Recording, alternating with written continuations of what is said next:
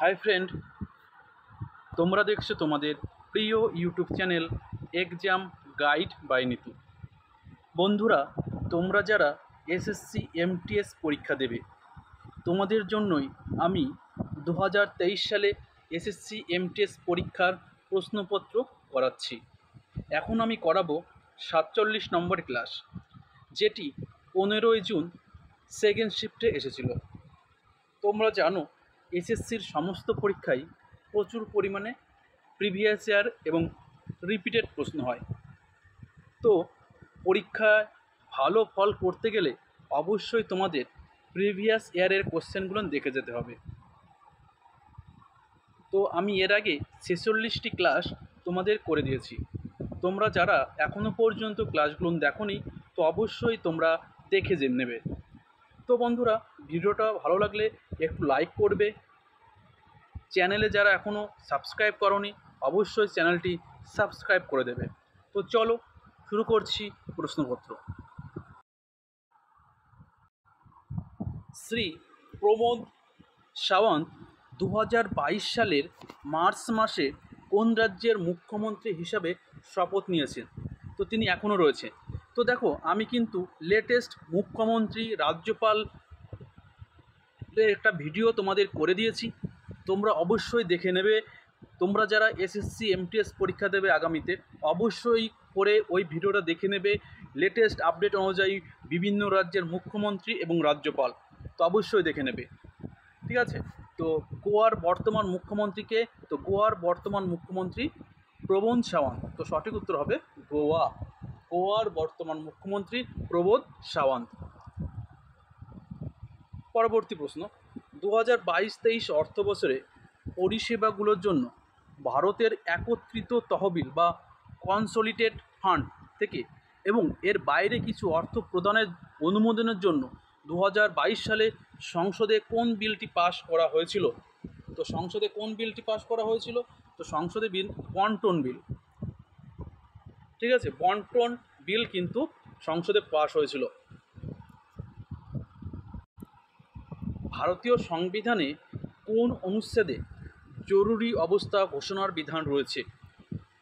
তো ভারতীয় সংবিধানে 352 থেকে 360 পর্যন্ত কিন্তু জরুরি অবস্থার কথা বলা রয়েছে। তো সঠিক উত্তর হবে 352 নম্বর ধারা।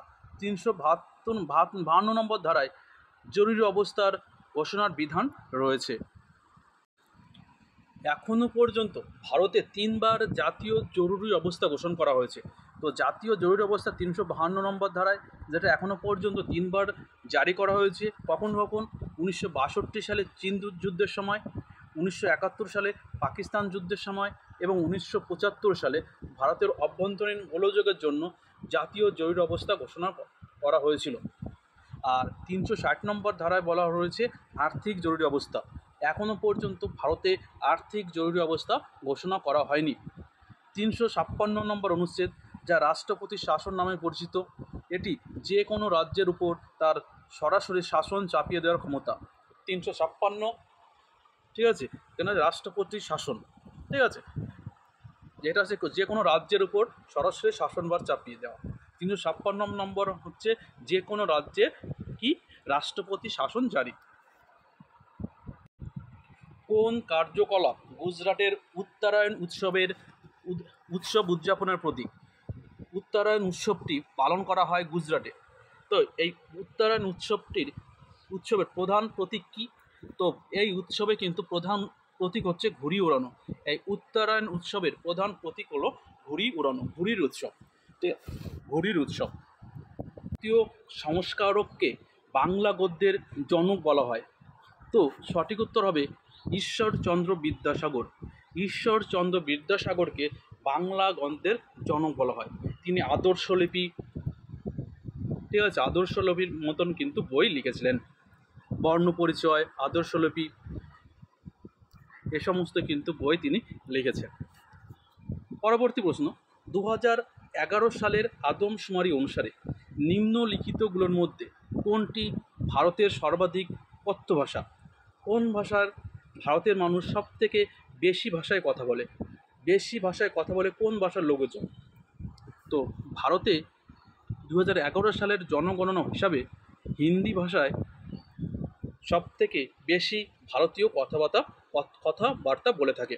ঠিক আছে, হিন্দি ভাষায় সবথেকে বেশি ভারতীয় কথাবার্তা বলে থাকে। দেখো, ভারতের টোটাল জনসংখ্যার 25.071% হিন্দিতে কথা বলে, 8.016% বাংলা কথা বলে, 7.176% তেলেগু ভাষায় কথা বলে, 6.970% মারাঠি ভাষায় কথা বলে এবং তামিল ভাষায় কথা বলে 5.896%। ঠিক আছে, অবশ্যই নোট করে নেবে। স্বামী বিবেকানন্দ শিকাগোতে বিশ্ব ধর্ম সম্মেলনে কত সালে তার বিখ্যাত ভাষণ দিয়েছিলেন? স্বামী বিবেকানন্দ আমেরিকার শিকাগো ধর্ম সম্মেলনে তিনি 1893 সালে ভাষণ দিয়েছিলেন।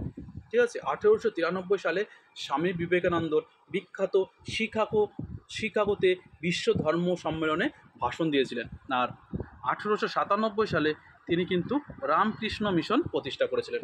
1897 সালে স্বামী বিবেকানন্দ রামকৃষ্ণ মিশন প্রতিষ্ঠা করেন। নিচের কোন গ্রহের ঘূর্ণনের সময়কাল সবচেয়ে কম? কোন গ্রহের ঘূর্ণনের সময়কাল সবচেয়ে কম? তো দ্রুত ঘোরে। কোন গ্রহ দ্রুত ঘোরে বলে তার ঘূর্ণনের সময়কাল কম হয়? তো সঠিক উত্তর হবে বৃহস্পতি। সৌরজগতের সবথেকে দ্রুততম গ্রহ কোনটি? তো সঠিক উত্তর হবে এই বৃহস্পতি। দেখো, বৃহস্পতি হলো আমাদের সৌরজগতের দ্রুততম ঘূর্ণায়মান গ্রহ। এই ঘূর্ণনের সময়কাল মাত্র 10 ঘন্টা। ঠিক আছে, এই ঘূর্ণনের সময় মাত্র 10 ঘন্টায় কিন্তু একদিন হয়ে যায়। এর মানে হলো সৌরজগতের সমস্ত গ্রহের মধ্যে বৃহস্পতির দিন সবচেয়ে কম। তো আমাদের দেখো, দিন রাত মিলে 24 ঘন্টা, আর সৌরজগতের হচ্ছে 10 ঘন্টায়। ঠিক আছে, 10 ঘন্টা লাগে দিন, রাত দিন 10 ঘন্টা, তো এত দ্রুত ঘোরে। নিম্নলিখিতগুলির মধ্যে কোনটি ভারতের নাগরিকত্ব অর্জনের উপায় নয়? কোন উপায়ে ভারতের নাগরিকত্ব অর্জন করা যায় না? তো ত্যাগ করলে, কেউ যদি ত্যাগ করে, ত্যাগের মাধ্যমে কিন্তু নাগরিকত্ব অর্জন করা যায় না। ত্যাগ করলে তার নাগরিকত্ব চলে যায়। তো জন্মগতভাবে, নিবন্ধন দ্বারা এবং প্রাকৃতিকরণ দ্বারা কিন্তু কী হয়, নাগরিকত্ব অর্জন করা হয়। যে ভারতে জন্মগ্রহণ করেছে অবশ্যই সে জন্মগতভাবে নাগরিকত্ব, যে রেজিস্ট্রেশনের মাধ্যমেও কিন্তু সে ভারতের নাগরিকত্ব অর্জন করতে পারে। পরবর্তী প্রশ্ন, নিচের মধ্যে কে ছিলেন দাস বা মামলুক রাজবংশের শাসক ইলতুৎমিশের কন্যা? তো ইলতুৎমিশের কন্যার নাম কে ছিল? তো সঠিক উত্তর হবে রাজিয়া সুলতানা। রাজিয়া সুলতানা ছিলেন ইলতুৎমিশের কন্যা এবং দিল্লির সিংহাসনে একমাত্র মহিলা শাসক। ঠিক আছে, দিল্লির সিংহাসনে একমাত্র মহিলা শাসক কে ছিলেন? সুলতানা রাজিয়া। ঠিক আছে, তো তিনি 1236 সালে এই সুলতানা রাজিয়া কিন্তু দিল্লির সুলতান বংশের একমাত্র মহিলা শাসক ছিলেন। চলো নেক্সট। দেবদাস সিনেমায় কাহে সেদ মোহে গানটি কোরিওগ্রাফ করেন পণ্ডিত বিরজু মহারাজ। তিনি প্রধানত কোন নৃত্যের সাথে সংযুক্ত ছিলেন বা যুক্ত ছিলেন? এই বিরজু মহারাজ কোন নৃত্যের শিল্পের সঙ্গে যুক্ত? তো তিনি কত্থক শাস্ত্রীয় নৃত্যের শিল্পীর সঙ্গে যুক্ত। বিরজু মহারাজ কোন নাচের সঙ্গে যুক্ত? তো বিরজু মহারাজ কত্থক নৃত্যের শিল্পীর সঙ্গে যুক্ত। কত্থক একটি ভারতীয় শাস্ত্রীয় নৃত্য, যেটি ভারতের উত্তরপ্রদেশ রাজ্যের একটি শাস্ত্রীয় নৃত্য। ঠিক আছে, দেখো, বিরজু মহারাজ কালকা বিন্দাদিন ঘরানার একজন শিল্পী। কালকা বিন্দাদিন তিনি 1964 সালে সঙ্গীত নাটক একাডেমি পুরস্কার পেয়েছেন এবং 1986 সালে পদ্মবিভূষণ পুরস্কার পেয়েছিলেন পণ্ডিত বিরজু মহারাজ। এছাড়াও কত্থক নৃত্যশিল্পীর সঙ্গে যুক্ত যে সমস্ত ব্যক্তি তারা হলেন গোপী কিষাণ, সীতা দেবী, দয়মন্তী যোশী, রোষা কুমারী, লাচ্চু মহারাজ, শম্ভু মহারাজ, উমা শর্মা এবং শোভন নারায়ণ। এরা সমস্ত কিন্তু কত্থক নৃত্যশিল্পীর সঙ্গে যুক্ত। ব্রিটা নৃত্য কোন রাজ্যের ঐতিহ্যবাহী একটি লোকনৃত্য? তো ব্রিটা একটি পশ্চিমবঙ্গের একটি ঐতিহাসিক লোকনৃত্য। ব্রিটা নৃত্য ভারতের পশ্চিমবঙ্গ রাজ্যের একটি ঐতিহ্যবাহী লোকনৃত্য। দেখো, তোমাদের শাস্ত্রীয় নৃত্য, লোকনৃত্য, ঠিক আছে, বিভিন্ন আঞ্চলিক উৎসব, জাতীয় উৎসব, এই সমস্ত প্রশ্ন কিন্তু প্রচুর পরিমাণে এসএসসি দিয়ে থাকে। ভারতের তিরুমালা তিরুপতি দেবস্থানম মন্দির দ্বারা কোন বিখ্যাত ভারতীয় নর্তকীকে আস্তানা নর্তকী বা আবাসিক নর্তকী উপাধি দেওয়া হয়েছিল? তো কোন মন্দির থেকে? তো তিরুমালা তিরুপতি দেবস্থানম মন্দির কর্তৃপক্ষ কোন ভারতীয় নর্তকীকে আস্তানা নর্তকী উপাধি দিয়েছেন? আস্তানা নর্তকী উপাধি দিয়েছেন তিনি হলেন কে? তো তিনি হলেন যামিনী বা ইয়ামিনী কৃষ্ণমূর্তি। যামিনী কৃষ্ণমূর্তি, ঠিক আছে? যামিনী বা ইয়ামিনী কৃষ্ণমূর্তি দুটো উচ্চারণ হয়। যামিনী কৃষ্ণমূর্তি বা ইয়ামিনী কৃষ্ণমূর্তিকে এই তিরুমালা তিরুপতি দেবস্থানম মন্দির থেকে নর্তকী আস্তানা উপাধি দিয়েছেন, ঠিক আছে? যে সব অণুজীব মৃত উদ্ভিদ এবং প্রাণীকে হিউমাসে রূপান্তরিত করে সেগুলোকে কি বলা হয়? তো হিউমাস হচ্ছে মাটিতে পরিণত গলিত জীবদেহ। দেখো, সমস্ত উদ্ভিদ আর প্রাণী হোক, তারা কিন্তু শেষে কিন্তু দেখো মাটিতে গলে যায়। তো কিসের জন্য গলে যায়? সেটা হচ্ছে পচনকারী যে অণুজীব থাকে তাহলে তাকে বলে পচনকারী অণুজীব বলে। যে সমস্ত অণুজীব মৃত উদ্ভিদ এবং প্রাণীকে হিউমাসে রূপান্তরিত করে সেগুলোকে বলা হয় পচনকারী বলা হয়ে থাকে। হিউমাস বলতে কী বোঝায়? হিউমাস বলতে বোঝায় মাটিতে পরিণত গলিত জীবদেহ, ঠিক আছে? যে সমস্ত উদ্ভিদ এবং প্রাণীরা দেখবে কী হয়, মাটিতে মিশে গিয়ে জীবদেহ গলিত হয় কিন্তু মাটির সঙ্গে মিশে যায়। মশা প্রাণী জগতের কোন পর্বের অন্তর্গত? মশা হচ্ছে আর্থ্রোপোডা পর্বের অন্তর্গত, ঠিক আছে?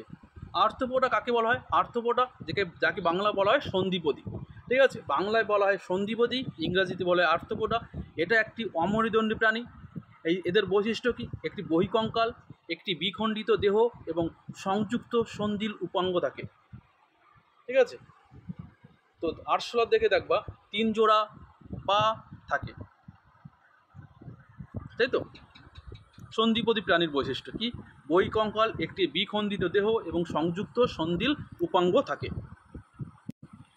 নিচের কোন স্থানে অশোকের প্রধান শিলালিপি রয়েছে?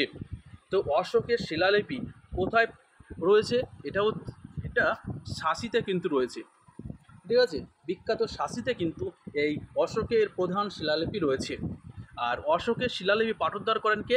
জেমস প্রিন্সেপ সম্রাট অশোকের শিলালিপি পাঠোদ্ধার করেন। প্রাচীনতম হিন্দু মন্দিরগুলোর মধ্যে সবচেয়ে গুরুত্বপূর্ণ অংশ হিসাবে বিবেচিত হয়? তো নিচের কোনটি একটি প্রাচীনতম হিন্দু মন্দিরের সবচেয়ে গুরুত্বপূর্ণ অংশ হিসেবে বিবেচনা করা হয়? তো গর্ভগৃহকে যেখানে দেবতাকে প্রতিস্থাপন করা হয়, যেখানে দেবতাকে বা দেবীকে প্রতিস্থাপন করা হয় সেটাকে বলা হয় গর্ভগৃহ। এটা প্রাচীনতম হিন্দু মন্দিরগুলোর মধ্যে সবথেকে গুরুত্বপূর্ণ অংশ হিসেবে বিবেচনা করা হয়ে থাকে। কে প্রথম ভারতীয় মহিলা যিনি গ্র্যামি পুরস্কার পেয়েছেন? তো গ্র্যামি পুরস্কার দেওয়া হয় সঙ্গীতের সঙ্গে যুক্ত ব্যক্তিদের কিন্তু গ্র্যামি পুরস্কার দেওয়া হয়। 2023-24 সালে গ্র্যামি পুরস্কার দেওয়া হয়েছিল জাকির হোসেনকে কিন্তু গ্র্যামি পুরস্কার আবার দেওয়া হলো, ভারতীয় ব্যক্তি সেই। তো প্রথম ভারতীয় মহিলা যিনি গ্র্যামি পুরস্কার পেয়েছেন তিনি হলেন তানভীর শাহকে কিন্তু প্রথম ভারতীয় মহিলা হিসাবে গ্র্যামি পুরস্কার পেয়েছেন। ভুটানের জাতীয় খেলা কি? তো ভুটানের জাতীয় খেলা তীরন্দাজি। ভুটানের জাতীয় খেলা তীরন্দাজি, ঠিক আছে? ভারতের দেখো হকি এবং কবাডি, বাংলাদেশের কবাডি, পাকিস্তানের হকি এবং পোলো, শ্রীলঙ্কার ভলিবল, ভুটানের তীরন্দাজি, ইংল্যান্ডের ক্রিকেট, জাপানের জুডো ও সুমো, কাজাখস্তানের বক্সিং, স্পেনের ষাঁড়ের লড়াই এবং আমেরিকার বেসবল, ঠিক আছে? প্রাথমিক স্তরে নতুন শিক্ষানীতি কার্যকর করার জন্য কোন রাজ্য সরকার প্রথম হয়েছে? তো নতুন যে শিক্ষানীতি প্রাক প্রাথমিক স্তরের জন্য নতুন শিক্ষানীতি এটি প্রথম হয়েছে কোন রাজ্য? তো প্রথম হয়েছে উত্তরাখণ্ড রাজ্য। ঠিক আছে, পরবর্তী প্রশ্ন, প্রোটন এবং নিউটনের আপেক্ষিক চার্জ কত? তো দেখো, নিউটন চার্জহীন, তার চার্জ 0, আর প্রোটন ধনাত্মক চার্জযুক্ত। তাহলে কি হবে? প্রোটন প্লাস হচ্ছে ধনাত্মক বলেছে, আর নিউটন চার্জহীন হচ্ছে নেগেটিভ না 0। তো সঠিক উত্তর হবে কি? যথাক্রমে এ প্লাস 1 এবং 0। ঠিক আছে, চার্জ নিউটন হচ্ছে চার্জহীন আর প্রোটন হচ্ছে ধনাত্মক চার্জযুক্ত। জনসাধারণের জন্য পণ্য অর্থনীতিতে নিম্নলিখিত বৈশিষ্ট্যগুলোর মধ্যে কোনটি ধারণা করে? তো জনসাধারণের জন্য পণ্য অর্থনীতিতে অপ্রতিদ্বন্দ্বী এবং অবর্জনীয় এটা ধারণ করে। ঠিক আছে, 1 এবং 2 উভয়। তো জনসাধারণের জন্য পণ্য অর্থনীতিতে অপ্রতিদ্বন্দ্বী এবং অবর্জনীয় এটা ধারণ করে। ড্যাশ মাসগুলি গরম বর্ষাকাল থেকে শুষ্ক শীতকালীন অবস্থার পরিবর্তনের সময়কাল গঠন করে। তাহলে কোন মাস থেকে আমাদের শীতকাল শুরু হয় এবং কি হয় বর্ষাকাল শেষ হয়? তো ভারতবর্ষে অক্টোবর নভেম্বরে কিন্তু কি হয়?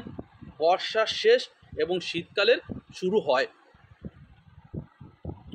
নিচের কোনটি একটি আন্তর্জাতিক পর্যায়ে অটো রেসিং স্পোর্টস? তো অটো রেসিং স্পোর্টস হচ্ছে ফর্মুলা ওয়ান একটি আন্তর্জাতিক পর্যায়ে পেশাদার অটো রেসিং স্পোর্টস। দেখো, অটো রেসিং স্পোর্টসের সঙ্গে যারা যুক্ত: মাইকেল শুমেখার জার্মানির, Lewis Hamilton British, Max Verstappen Belgium, Sebastian Vettel জার্মানির, Daniel Ricciardo Australian, Carlos Sainz junior তিনি স্পেনের লোক, এবং নারায়ণ কার্তিকেয়ন তিনি কিন্তু ভারতীয় লোক। ঝুম চাষ বা স্থানান্তরিত চাষ অন্য কী নামেও পরিচিত? ঝুম চাষ এবং স্থানান্তরিত চাষ, যা অন্য স্ল্যাশ এবং কৃষি পোড়া নামেও পরিচিত। সাধারণত বনভূমি অঞ্চলে বসবাসকারী আদিম আদিবাসীগণ কোনো অঞ্চলের জঙ্গল পুড়িয়ে জমি পরিষ্কার করে সেই জমির প্রাকৃতিক উর্বরতাকে কাজে লাগিয়ে পরপর 2-3 বছর ফসল চাষ করার পর সেই স্থান ত্যাগ করে অপর কোনো স্থানে এই একই পদ্ধতিতে জঙ্গল পুড়িয়ে ফসল উৎপাদন করার নামই হলো স্থানান্তরিত কৃষি। তো বন্ধুরা, ভিডিওটা এই পর্যন্তই। ভিডিওটা ভালো লাগলে একটু লাইক করে দেবে, চ্যানেল নতুন হয়ে থাকলে অবশ্যই চ্যানেলটি সাবস্ক্রাইব করে দেবে। তো এখনকার মতো বিদায় নিচ্ছি, আবার আগামীকাল দেখা হবে। ততক্ষণে ভালো থাকবে, সুস্থ থাকবে। ধন্যবাদ।